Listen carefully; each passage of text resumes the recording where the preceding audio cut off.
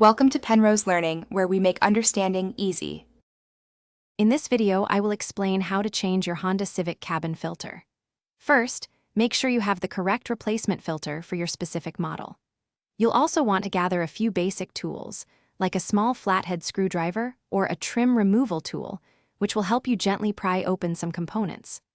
Always work in a well-lit area, and ensure your vehicle is parked safely on a level surface with the engine off before you begin.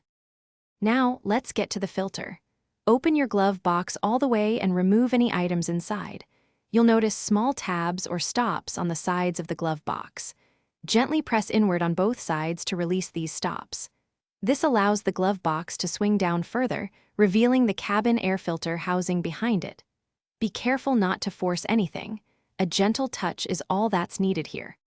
With the glove box out of the way, you'll see the rectangular cabin filter housing. There's usually a small clip or two holding its cover in place. Unclip these and carefully remove the cover. Now, simply slide out the old filter. Pay attention to the direction of the airflow arrow on the old filter, as your new filter needs to be installed facing the same way, typically pointing down or towards the rear of the car. Slide the new filter in smoothly. Once the new filter is in place, reattach the filter housing cover, ensuring it clips securely. Then, carefully lift the glove box back into position, re-engaging the side stops and hinges. Give it a gentle push to make sure it's latched properly.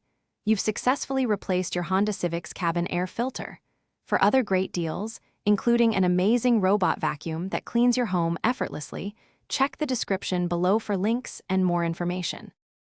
Thanks for watching. If this was helpful, leave a like and consider subscribing. See you next time.